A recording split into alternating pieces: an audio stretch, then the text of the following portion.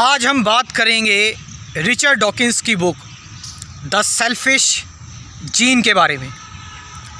इस बुक की मैं आपको पूरी समरी बताऊंगा और ये बुक जो है वो काफ़ी ज़्यादा पढ़ी जाती है पूरे वर्ल्ड में और इससे लोगों को बेहतर इंसाइट मिलती है, वो डिसीजंस अच्छे ले पाते हैं और बहुत ही लिबरेटेड थिंकिंग हो जाती है इस बुक को पढ़ने के बाद। रिचर्ड डॉकिंस की जो बुक है सेल्फिश जीन। इंडिया में अगर हम बात करें तो इस बुक को लेकर काफ़ी कम लोग अवेयर हैं। मैंने देखा हिंदी में 2 ही 3 लोगों ने इस बुक के बारे में बताया हुआ है। ज़्यादातर जो कमेंट्रीज़ है वो इंग्लिश में है, तो मेरी ये कोशिश है इस वीडियो में मैं आसान लैंग्वेज में हिंदी में इस बुक को समझा पाऊँ, क्योंकि ये बुक बहुत ज़्यादा इम्पोर्टेंट है समझनी। द सेल्फिश जीन, जैसे कि समझ में आ रहा है, सेल्फिश का मतलब है जो सिर्फ़ अपने बारे में सोचता है, जो सिर्फ़ अपने आप को प्रायोरिटी देता है, जो लोगों की बिल्कुल परवाह नहीं करता है, दैट इज़ सेल्फिश। और अगर हम बात करें जीन की, द सेल्फिश जीन में जीन, तो जीन क्या होता है?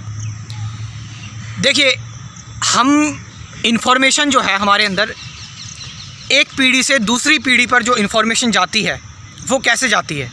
जैसे आपसे काफ़ी सारे लोगों ने कहा होगा कि आपकी जो आँखें हैं वो आपके फादर से मिलती हैं, आपका जो चेहरा है वो आपकी मम्मी से मिलता है, आपके ये बॉडी पार्ट आपकी मम्मी से मिलते हैं, आपकी कलर जो है वो आपके पापा से मिलता है, आपकी हाइट जो है वो मम्मी से मिलती है, ये सारी चीज़ें। तो असल में आपके अंदर ये जो आपके पापा और मम्मी जैसी जो चीज़ें आपके अंदर डेवलप हो रही हैं, बॉडी ऑर्गेन्स और इंटेलिजेंस भी यहाँ तक की, जी हाँ, जो इंटेलिजेंस है और कैसे आप सोचते हैं, आपका जो है वो एग्रेशन, आपका एंगर, आपकी जो है वो कोऑपरेट करने की चीज़ें, सारी चीज़ें जो है वो ट्रांसफ़र होती हैं पेरेंट्स के थ्रू, बच्चों में जनरेशन टू जनरेशन ट्रांसफ़र होती हैं। तो ये जो ट्रांसफ़र हो रही है ये हो रही है जीन्स से। तो जो जीन्स हैं वो है इन सारी इन्फॉर्मेशन को ट्रांसफ़र कर रहे हैं। जीन्स के अंदर इन्फॉर्मेशन होती है कि ये क्या करते हैं, ये पर्टिकुलर जो जनरेशन है उस जनरेशन से जो सर्वाइव करने के लिए जो सबसे बेहतरीन चीज़ें होंगी, बेस्ट चीज़ें होंगी, वो चीज़ें लेकर आ जाएंगे। और कभी कभार जो होता है कुछ गलतियां भी हो जाती हैं, ऐसी बात नहीं है। तो जीन्स क्या कर रहे हैं, अपने आप को अमर करना चाहते हैं। आप देखिए ज़रा इस चीज़ को ज़रा ध्यान समझिए कि एक जनरेशन से दूसरी जनरेशन, आप मान लीजिए अभी एक जनरेशन है, आप अपनी जो ऑफस्प्रिंग पैदा करेंगे, बच्चे पैदा करेंगे, तो उससे जो है वो आपकी जनरेशन आगे बढ़ेगी, उनकी जनरेशन से उनकी जनरेशन आगे बढ़ेगी, इस तरह से। तो जीन्स कहाँ से आ रहे हैं? देखो कितने टाइम से आ रहे हैं, आपके बाबा दादी से और आपके पेरेंट्स से, फिर आपके बच्चे। तो यहाँ पर एक चीज़ अमर है, बॉडी तो जो है वो ख़त्म हो जा रही है, बॉडी तो मिट्टी में मिल जा रही है, लेकिन एक चीज़ जो है वो हमेशा रह रही है, वो है जीन्स। तो यहाँ पर सेल्फिश जीन्स का मतलब है कि जीन्स अपने आप को अमर बनाने के लिए कुछ भी कर सकते हैं। तो आप देख सकते हो इंसान जो है, ह्यूमन जो है वो भी सेल्फिश है। हम देखते हैं आजकल काफ़ी सारे एग्जांपल्स हैं, कोई अपने लिए सेल्फिश है, अपनी फैमिली को लेकर सेल्फिश है, कोई जो है वो अपने रिलीजन को लेकर सेल्फिश है, अपने देश को लेकर सेल्फिश है। तो हम सब देख रहे हैं कि ह्यूमन्स भी सेल्फिश होते हैं। तो सेल्फिशनेस जो आती है, जो सेल्फिशपना है, ये अपने बारे में सिर्फ सोचते रहना, लोगों को बिल्कुल भी प्रायोरिटी नहीं देना, लोगों को जो है वो भाड़ में जाना, ऐसी बातें करना, ये कहाँ से आई हमारे अंदर? ये हमारे जीन्स में ही है। और जीन्स में क्योंकि है तो ये बहुत बायोलॉजिकल हो जाता है, बहुत नेचुरल हो जाता है, ऑटोमेटिक हो जाता है।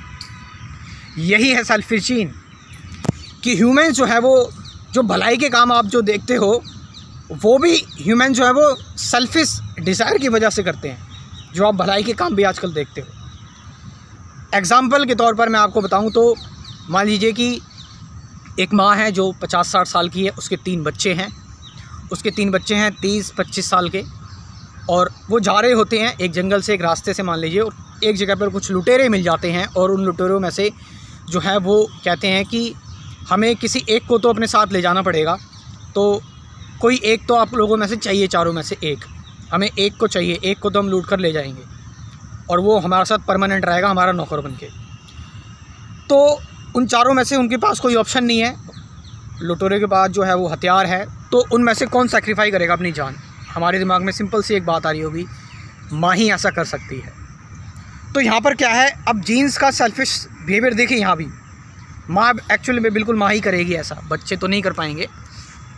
तो माँ ऐसा क्यों कर रही है? क्योंकि अब देखिए माँ जो है वो उसकी एज 50-60 साल है, वो अब जो है वो रिप्रोड्यूस नहीं कर पाएगी, अपने जीन्स को आगे नहीं बढ़ा पाएगी, लेकिन बच्चे जो हैं वो रिप्रोड्यूस कर पाएंगे और अपनी जनरेशन को आगे बढ़ा पाएंगे, जिससे जीन्स की अमर रहने की जो क्षमता है वो ज़्यादा होगी और जीन्स ज़्यादा टाइम तक सर्वाइव कर पाएंगे, अमर रह पाएंगे।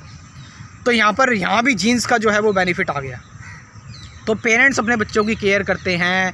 ये सारा का सारा जो खेल है ये सब सेल्फिश है और वो हमारे ऊपर डिपेंड नहीं करता, वो हमारी सेल्फिश जीन जो हमारा शुरू से आ रहा है उसके ऊपर डिपेंड करता है। तो और भी इसको लेकर कई सारे एग्जांपल है कि मान लीजिए एक पर्सन है जो एक अपनी वाइफ से चीट करता है और अपनी वाइफ से चीट करता है किसी और एक व्यक्ति है जो अपनी वाइफ से चीट नहीं करता है। तो एक जो अपनी वाइफ से चीट नहीं करता है उसके मान लो 2 बच्चे होते हैं, और एक जो अपनी वाइफ से चीट करता है और काफ़ी सारी लड़कियों के साथ उसकी रिलेशनशिप है, उसके काफ़ी सारे बच्चे हो जाते हैं। कोई दुर्घटना होती है तो उसकी वजह से जो है वो जो चीट नहीं कर रहा होता उसके 2 बच्चे हैं, उनकी डेथ हो जाती है, लेकिन सर्वाइवल जो चीट कर रहा है उसकी जनरेशन ज़्यादा आगे बढ़ेगी। तो नेचर इतना क्रूअल है, मतलब ये तो बहुत ही अजीब सी बात होगी, आपको बड़ा गुस्सा आएगा इस बुक को लेकर भी, और ये लेकिन ऐसा है, ये फैक्ट है। डार्विन की थ्योरी भी हमें यही बताती है। डार्विन के टाइम पर तो जीन्स और डीएनए के बारे में इतना नहीं पता था, लेकिन ये फैक्ट है, ये सच्चाई है, रियलिटी है, तभी तो हम सेल्फिश हैं। तो लेकिन आप देखते होंगे, लेकिन कुछ ऐसी चीज़ें हैं जो ह्यूमंस के अंदर सेल्फिश नहीं है, कुछ हैं ऐसी चीज़ें। हम जो है वो ब्लड डोनेट करते हैं, ऑर्गन डोनेट करते हैं, हम जो है वो सेल्फलेस बिहेवियर हमने कई सारे देखे हैं, हम अपने भाई बहनों का ख्याल रखते हैं। तो ऐसा भी क्यों है? तो ऐसा ऑथर बताता है, रिचर्ड डॉकिंस बताते हैं कि एक कीन सिलेक्शन जो है, कीन सिलेक्शन का मतलब है अपने सिबलिंग्स, अपने आसपास के जो लोग हैं जिनको हम जानते हैं, क्लोज लोग हैं, उनको लेकर हम थोड़े सेल्फलेस रहते हैं, ताकि जो है वो हमारे जीन से रिलेटेड है, तो वो हमारे जीन्स ही हैं उनमें, तो इसलिए हम उनको बचाने की कोशिश करते हैं ताकि हम ग्रुप में काम कर सकें और सबका फ़ायदा हो।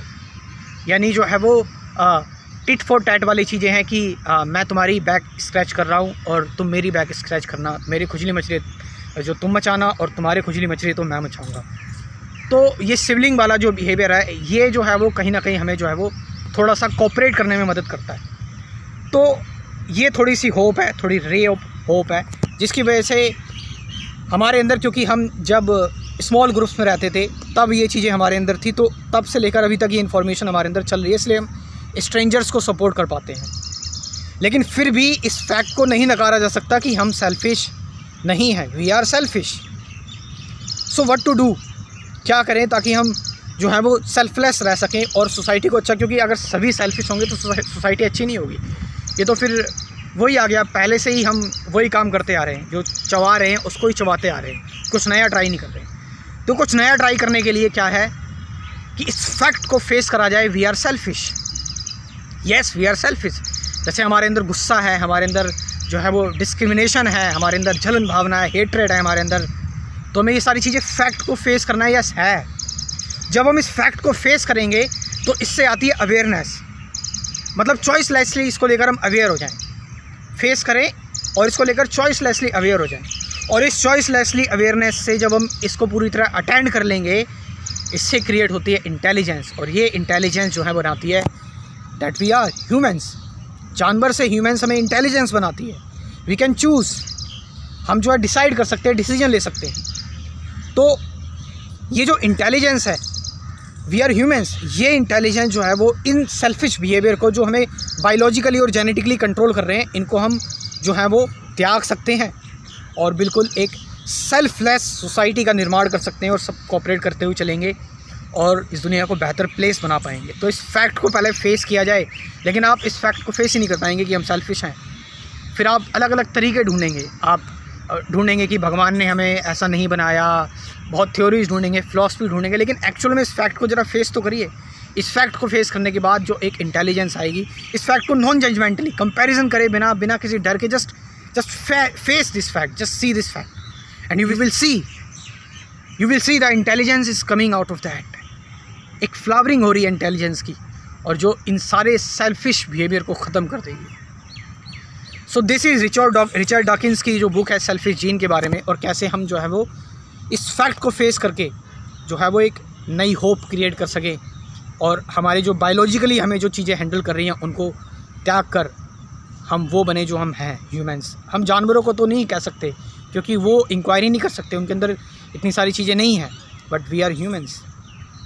तो यहाँ पर चॉइसलेस अवेयरनेस से, मेडिटेशन से हम ये सारे काम कर सकते हैं। और हम देखते हैं कि कैसे, अगर हम बात करें, देखिए डार्विन की फ़िलासफ़ी हो गई, रिचर्ड डॉकिंस की फ़िलासफ़ी हो गई, सब सेल्फिश जीन्स के बारे में बात करते हैं। लेकिन इंडिया में, इंडिया के जो स्क्रिप्चर्स हैं, इंडिया के जो एंसेंट फ़िलासफ़र्स हैं, वो क्या बात करते हैं?